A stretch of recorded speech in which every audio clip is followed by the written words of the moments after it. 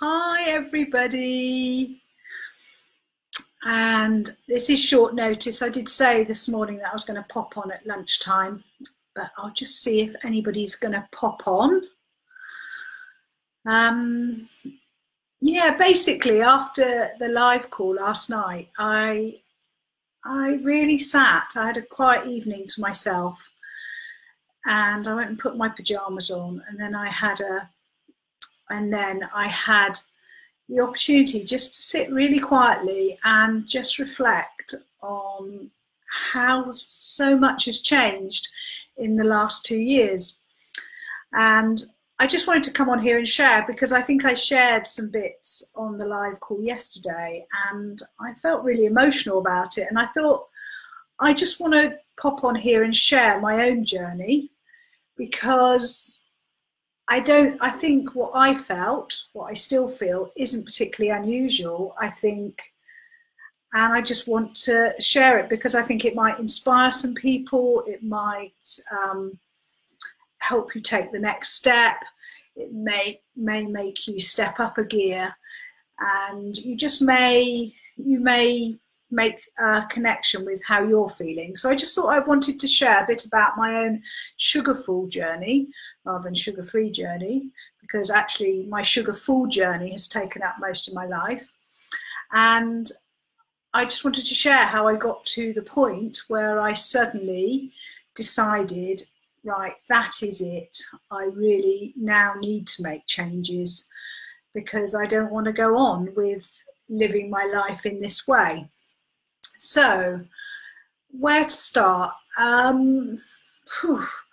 I have a lovely picture somewhere. I should have dug it out actually, of me sat in, oh, there it is. I'm just going to get it and then I'll show you.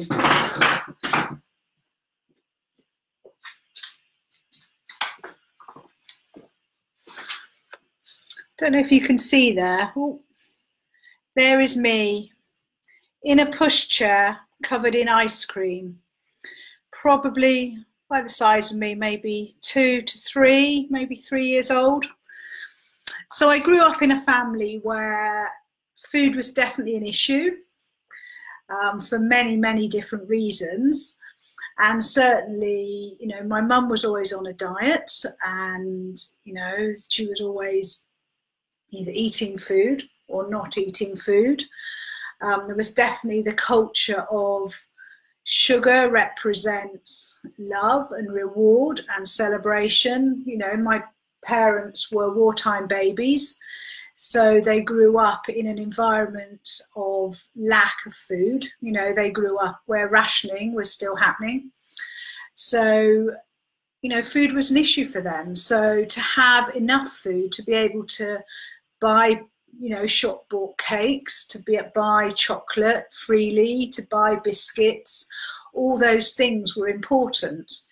You know, and I remember there was always lots of really lovely biscuits on Sunday morning. No breakfast, it was biscuits on Sunday morning. There was things like clotted cream on white bread and jam, Sunday tea.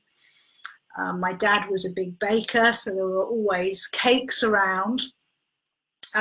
But all this was melded together within a fusion of emotional insecurity and unsafety, really.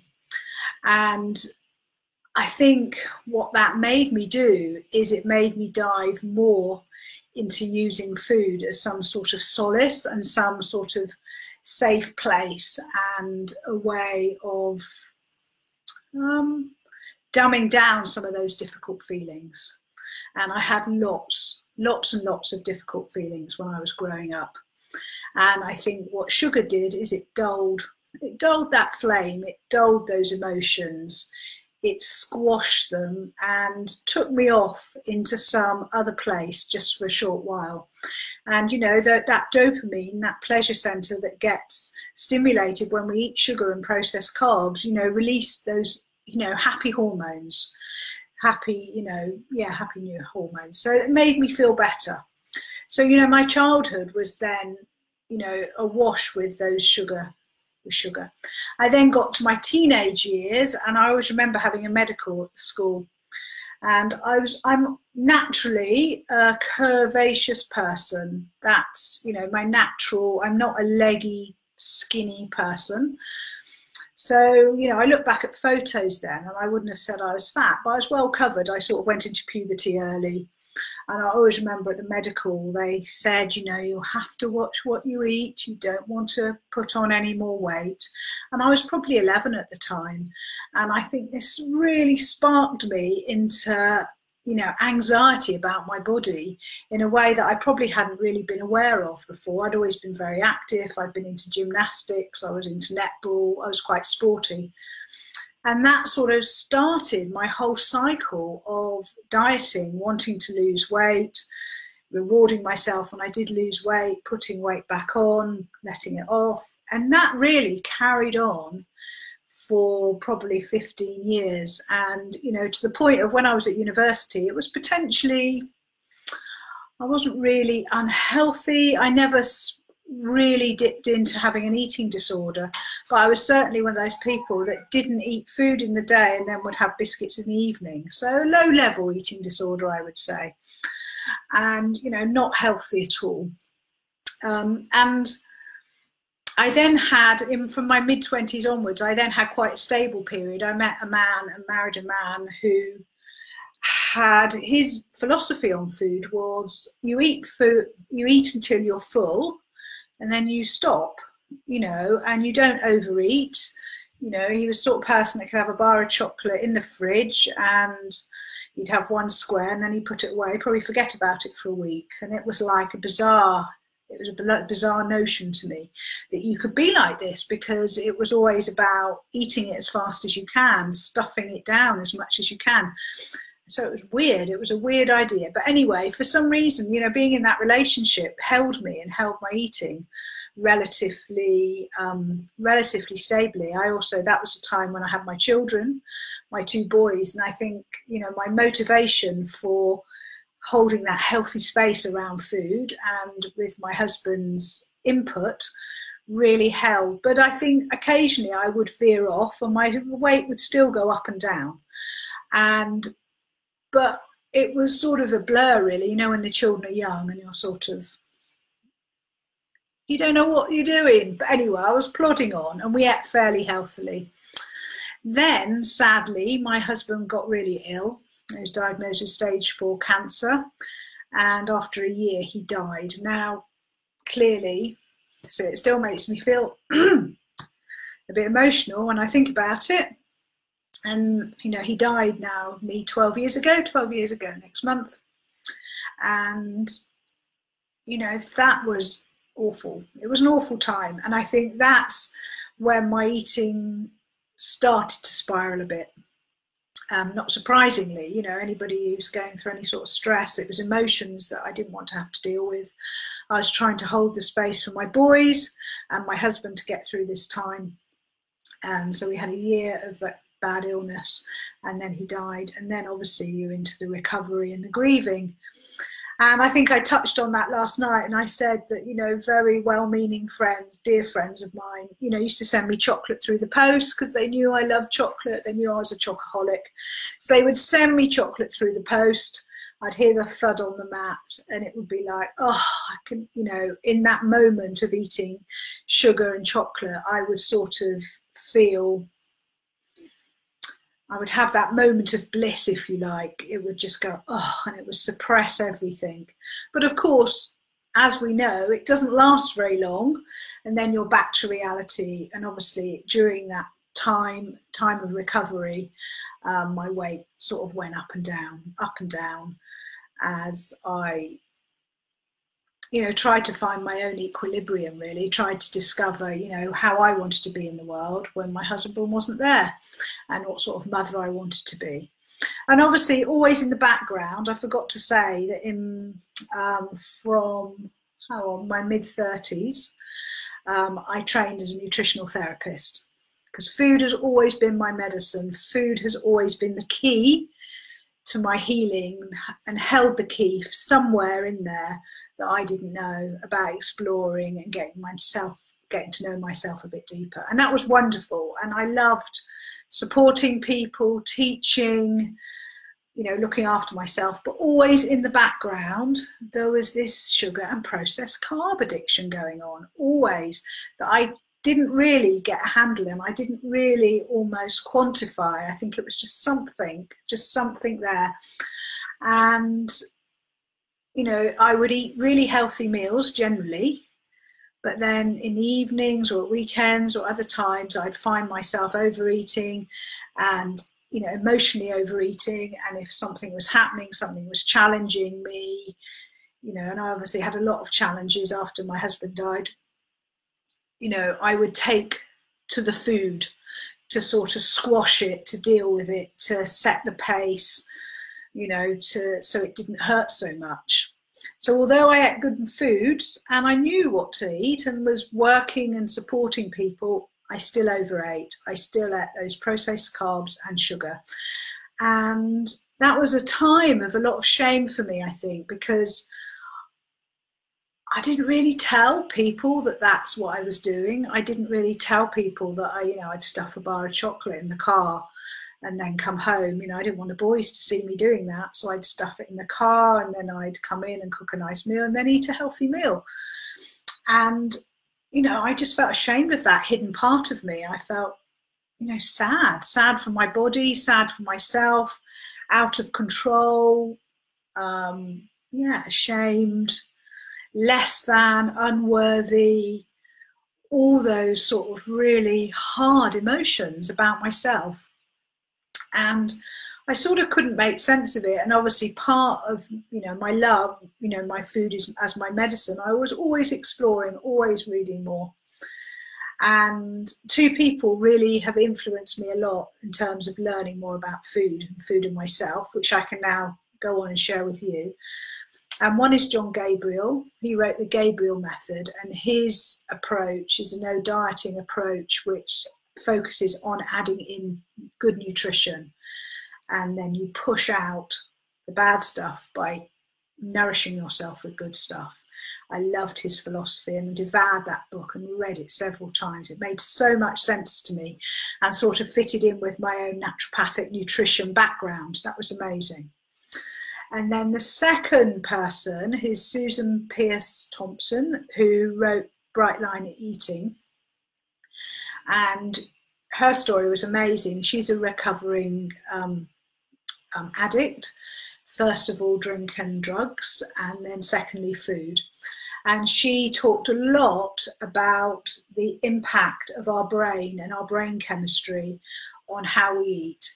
And she shared the idea, the research behind the fact that processed carbs and sugar are dealt with in the body in exactly the same, in terms of lighting up the neural pathways in the pleasure center in the brain. They're exactly the same. And it was like one of those moments when I read this and I just thought, oh my goodness, that makes so much sense to me, because in the past I would have tried to give up sugar and I probably would have managed it for maybe 2 months max. And then what would happen is slowly I would notice that as I gave up the sugar, I increased the amount of processed carbs I was having.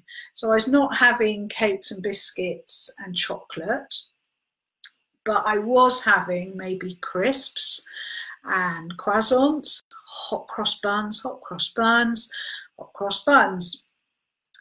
fruit breads, all those things. And it's like that it was a real light bulb moment for me, because I suddenly thought, oh my goodness, it's all the same thing. And I am a sugar addict. And what I do is I duck and I weave and I get my fix how I can. And the only way, I suddenly in that moment thought, the only way I'm going to tackle this is to stop them both. That is the only way to stop this cycle. So this is about 2 years ago. Now, where was I up to 2 years ago? 2 years ago, I'm generally in my life. My boys were, my youngest one was just about to go to university. My second one was oldest one was working, quite happy. He'd had a couple of years that were quite difficult, but he was generally very settled and working in a job he liked. I was in a new relationship, well, not that new relationship, I'd been in my present relationship for about 4 years then. So things were ticking along and I should have been feeling much happier. But I wasn't. I was feeling completely and utterly miserable. I was the fattest, the most overweight I'd ever been in my life. And as I said earlier, I'm naturally quite curvaceous and I'm an hourglass shape. And, you know, as I've got bigger and smaller over the years, basically what's happened is my curves have just got bigger and then they've got smaller. But 2 years ago, I had a really big stomach, like my abdominal. I had lots of visceral fat around my middle. And I'd never ever had that before. Never ever had I had that before. You know, I found it really hard to bend over to do up my shoes. I would feel breathless. I just felt so uncomfortable in my body. I had some lovely clothes. I love clothes. I love expressing myself through my clothes. And I had some gorgeous clothes in the wardrobe I couldn't wear. And also my feet were starting to hurt, so I had plantar fasciitis. So when I would go for walks or try to go for walks along my beloved coast path that I love so much because I live in beautiful Devon, my feet hurt, and I was just utterly miserable. And I signed up for a course by a business mentor of mine, and it was called Get Selfish. And as part of this course, we had to do like a checklist, an inventory of our life and how we felt about our lives. And it's like, how did you feel about your family, your home, your relationships, your work? And then it said your body and how you feel about your body. And, you know, I'd had very good scores because I thought, no, I feel great about that. No, I feel great about that. And it was just a real moment where I just saw that how I felt about my body was, I just felt utterly, utterly miserable and utterly disconnected and so not myself. And, you know, and this isn't about what size you are, it's about what's right size for you. You know, I'm probably a size 12 to 14 now, probably nearer the 14 size, but it depends what I wear. And, you know, feels a really good size for me. I'm never going to be as skinny. I don't want to be any slimmer. If I lose more weight, which might happen, that's great. But if I don't, if I stay like this for the rest of my life, then that's absolutely fine. It's not about what size you are, what weight you are. It's how you feel in yourself about how your body is. And for me, 2 years ago, I just felt pants. I just didn't feel good in my body at all. And also I felt really uncomfortable talking to people in my work about healthy eating and changing how they eat when I had this secret food issue going on. It just felt so inauthentic and so just not right. So not right.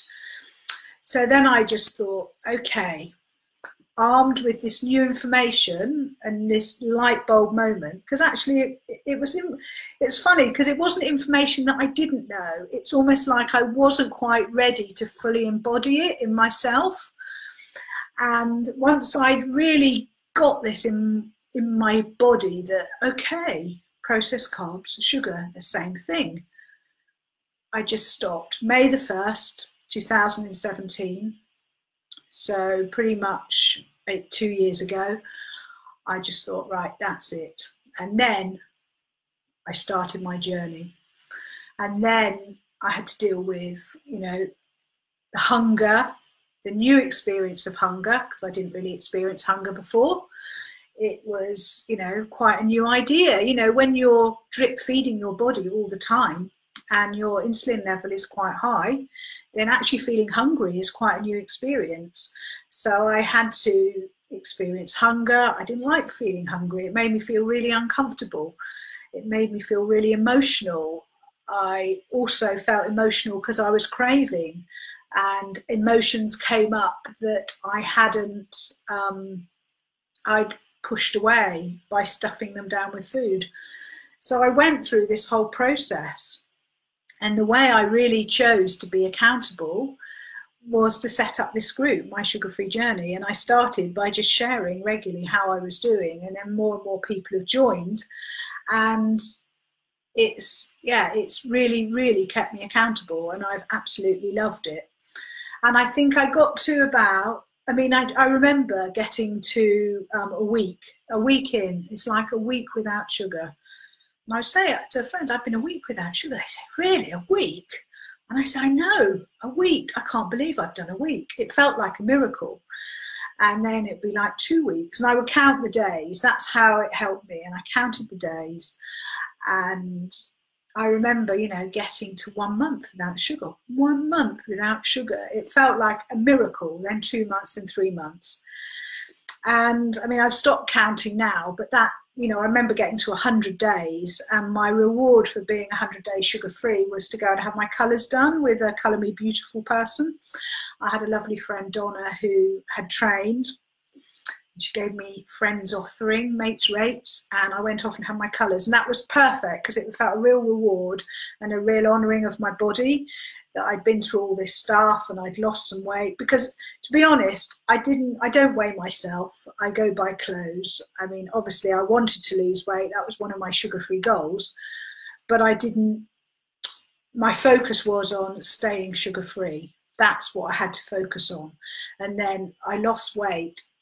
It just went slowly. I don't even know how fast, but I know, over the first year, I lost the majority of what I needed to lose.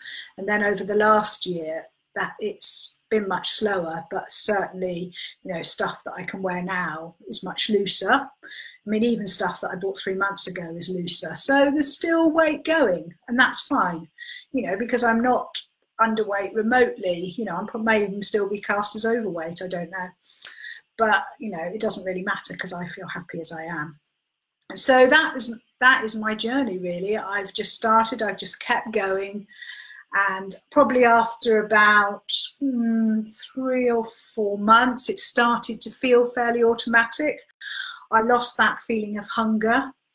I sort of got into my normal rhythm of what I like to eat and what I could substitute in when I suddenly felt a craving. And all alongside this journey, I had kinesiology.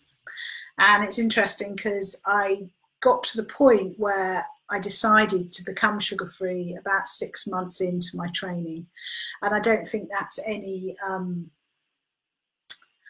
I think that was part of it. That part of my kinesiology training, getting in touch with my body, was getting to the point where I could acknowledge that there was an issue here, and then I could actually do something about it. So it was, So what happened is I had kinesiology all the way through my sugar-free journey, and I'd go back to class and I would share, hey, I'm still sugar-free, yay, and they'd say, yeah, you look amazing, you look so different. So it was really confirming and affirming. And what it also showed me is the importance of having support on all levels when you have your sugar-free journey. And so I qualified last September. I'm now a creative kinesiologist, so I'm absolutely delighted that I can now bring all those tools that supported me into how I support you guys, and particularly what I bring to the Nourish Yourself to Sugar Freedom course, which is the 9-week course that starts in a couple of weeks. Yay! And I think that's round 4. So, so what Nourish Yourself to Sugar Freedom is basically a distillation of everything I've learned myself. So it's all my nutrition background, a naturopathic approach to nutrition based on how we nourish ourselves, because I see this as a healing journey. This isn't about me just giving up sugar. This isn't just about stopping a foodstuff. This is about a deeper exploration into myself, and also healing myself from an addiction, and healing my body, repairing the damage that's actually happened. So I've got all that. And also in this round, I'm putting a new module in, and I'm going to record a video actually inside the course so you can all see it. I'm putting a new module in, a new extra module called Looking After the Whole of You, Supporting the Whole of You. So it's about mind, body connections, and how we can use some of those kinesiology tools for ourselves to help us stay sugar-free, especially at the start of your journey when you've got cravings going on, you've got emotional stuff going on, you know, you're trying to deal with all the brain stuff that's scrambling your brain. So all those things are now going to be included in this 9-week course. So we have 6 weeks of live calls and 6 weeks of information, and then 3 extra weeks of me being in the group, answering questions and sharing more information. So it's brilliant. Now the early bird is still active. It's 127 for the early bird for 9-week support. I mean, that's pretty good. A lot of people spend that much on sugary products in 9 weeks, so it's very affordable. So if you'd like to join or find out more, I'm happy also to jump on a Zoom or Skype call with anybody if they want to have more information. But yeah, so really the course as it is this time is a real celebration of my journey for me, because it's sharing everything that I've learned over the last 2 years and how I've brought everything together. So it's my nutrition training, it's my kinesiology training, it's my own personal journey, my personal experience, my personal healing journey, and how it affected me. So so that's, I think, what I wanted to share. I've spoken far longer. I thought I'd be on for a quick 10 minutes, but I've realised I've been on 25 minutes. So I'm going to hop off because people are probably wanting to eat your lunch or you need to get back to work. So I just wanted to share that. I just thought it was really important that I just share who I am, because this group is part of my vision. Nourish Yourself to Sugar Freedom comes from my heart, comes from my body, comes from my experience, comes from my learning, and it means a lot to me, and I just love sharing it with people, and I love the transformation, the camaraderie, the support that people get in this group and in the Nourish, the smaller group for the course participants. I love it, and I love how kind everybody is, and kindness is the key. We have to be so soft and gentle with us when we're tackling these precious corners of our soul, if you like. So I'm going to head off now and have some lunch, and then I've got another call at 2, and then I'm going to be back this evening, and we're going to be talking about what happens when you fall off the wagon. And I'm going to be sharing with you an energy technique that you can use when you've overindulged in something you don't want to overindulge with. I know you've overloaded the system with lots of sugary or processed carbs. And that is definitely part of the sugar-free journey. That's definitely something that happens a lot. People say it in the group. So I will see you at 7. It will be shorter tonight. I'm not going to go on this long. But yeah, I'm looking forward to seeing you all later, and yeah, I'd love to know any feedback, anything you want to ask. Send me a personal message if you want to find out more about the course, or ask in the group, because I'm sure if you're asking the question, then other people will be too. So have a great afternoon, everybody, and take care, everybody, and I'll see you later. Lots of love.